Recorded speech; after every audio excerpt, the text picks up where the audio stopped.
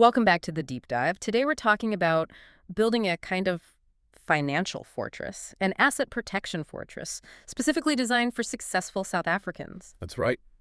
We're going deep into the world of the South African trust. A topic that I think is widely misunderstood. It really is. I think if you're like most people, you hear the word trust and you immediately think of, billionaires, old money families. Right. Something completely out of reach. Exactly. But that idea, that misconception is costing successful people, entrepreneurs, professionals a lot. It's costing them peace of mind and, well, potentially their entire legacy. It really is a risk. So our mission today is to cut through all that noise. We want to show you the incredible flexibility and, I guess, the defensive power these structures offer. Because for anyone who's building real assets in South Africa, the question isn't, can I afford a trust? It's more like, can I afford not to have one? That's the real question. At its core, a trust is really just a legal vehicle. Its main job is to separate the ownership of your assets from you, the individual. Okay, so you're creating a separation. A clean separation. You, as the founder, you transfer an asset, let's say it's your home or shares in your business, into the trust. The trust then legally owns and controls it. For the benefit of your family, I assume? For the benefit of the beneficiaries, yes, which are usually your family members. And that separation, that simple act, is the foundation for everything. It's where all the power comes from. And risk is everywhere, especially for business owners. So let's jump right in. What are the core benefits? What's the first major wall this fortress builds? The first wall, and it's a big one, is creditor protection. This is often the most immediate relief for people. I can imagine. When assets are legally owned by the trust, they generally can't be seized to satisfy your personal debts or, legal judgment against you. That's a huge relief valve. But I have to ask, isn't that easily defeated? What if someone sets one up on a Friday because they know their company is tanking on Monday? That's where the detail matters. The protection holds, but provided the trust was set up properly and the transfer wasn't, a fraudulent move to dodge a debt you already have. So it's for future unknown risks, not for problems that are already here. Precisely. It's a shield, not a magic eraser. And that proper setup is a theme we'll keep coming back to. That makes sense. So moving from immediate protection to the longer term, what about estate planning? Right. That brings us to the second and third benefits. Once the assets are in the trust, you get incredible estate planning efficiency. How so? Because the trust owns the assets, not you. They completely bypass your deceased estate when you pass away. Which means no executor's fees. It avoids executor's fees, Yeah. which could be a huge chunk of the value. It avoids potential estate duty and the future growth of those assets. And critically, it sidesteps the long delays at the master's office. I was surprised to learn that deceased estates are public documents in South Africa. They absolutely are. So the fourth benefit is privacy. Your family's financial affairs remain confidential.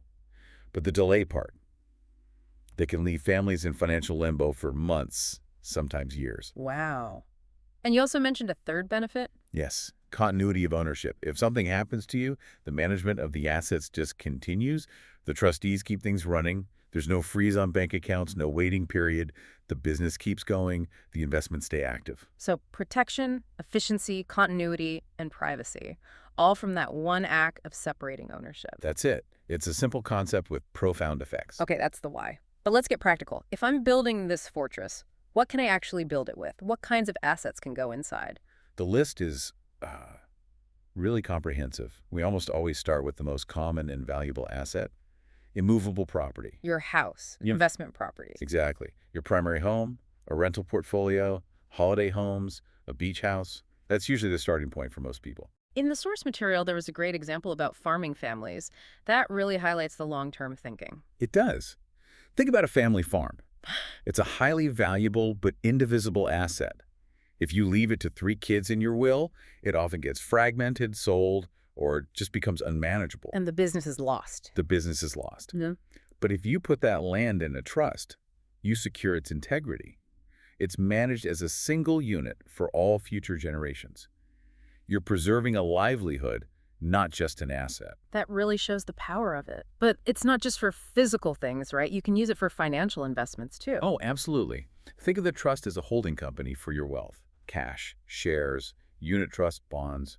We see all of that. And what about offshore investments? Yes, that's a sophisticated use. You can hold offshore investments in foreign currency in a South African trust. It gives you international diversification, but with a local protection framework, subject to exchange control, of course. Of course.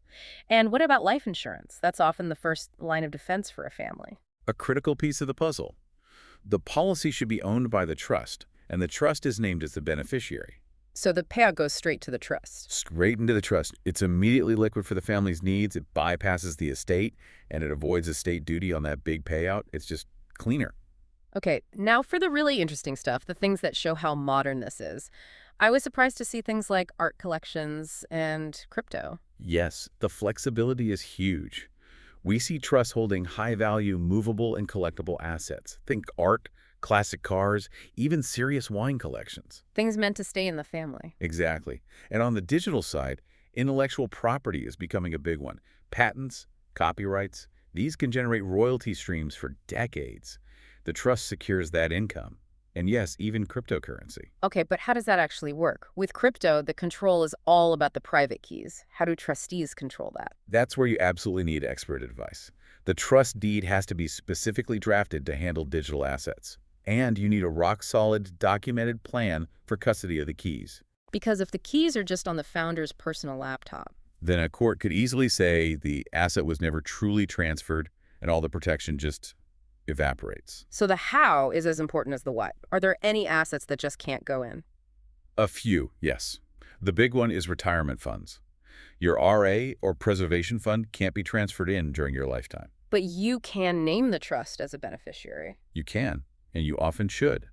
Also, certain professional practices, like law or medical firms, can't be owned by trusts due to their own regulations. Okay, that brings us perfectly to business owners. This is where the risk is highest, with operational liabilities, personal sureties. Absolutely.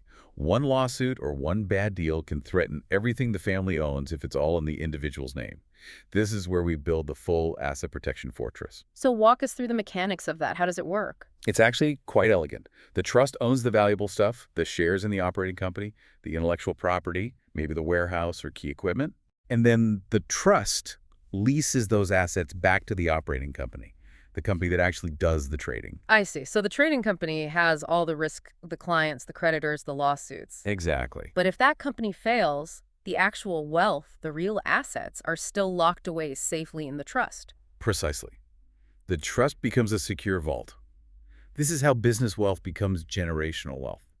It solves all the common exposure points for entrepreneurs. This sounds almost too good to be true. We have to talk about the elephant in the room, Section 7C. That changed things, didn't it? It was a massive change. It's a vital and very complex area. Yeah. Historically, people would just lend money to their trust, interest-free, so the trust could buy assets. And SARS put a stop to that. They did. Section 7C basically says if you make an interest-free loan to your trust, SARS sees that unpaid interest as a kind of ongoing donation, and you can get taxed on it. So you could have this massive ongoing tax bill you never even saw coming.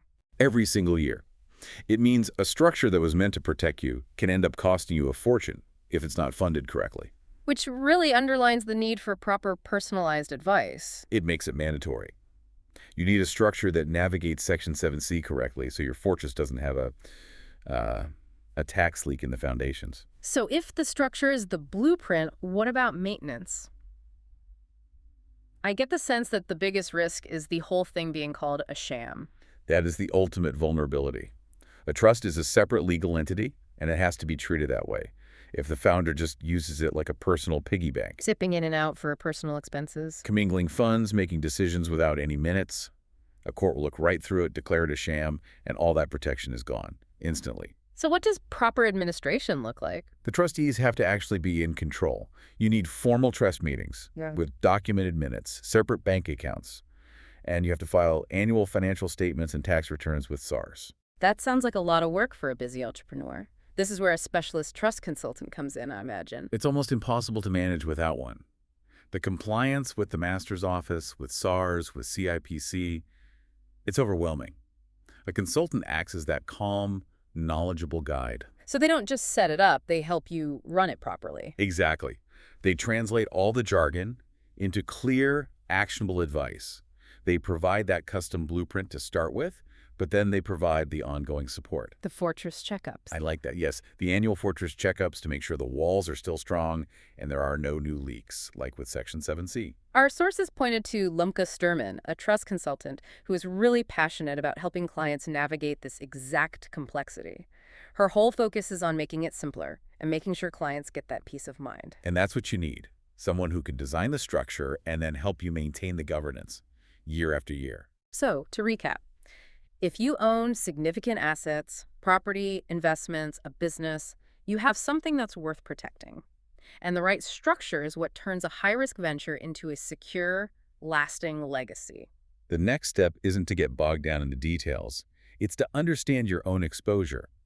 A specialist can help with a risk assessment and start drawing up that custom blueprint. For anyone ready to explore how a trust can provide that security, you really need to speak with an expert who gets the South African landscape. We encourage you to start that conversation with the consultant mentioned in our sources, Lumka Sturman. You can find out more, including about those risk assessments, at www.lumkasturman.com. And a final thought for you to take away. Your assets took years of dedication to build.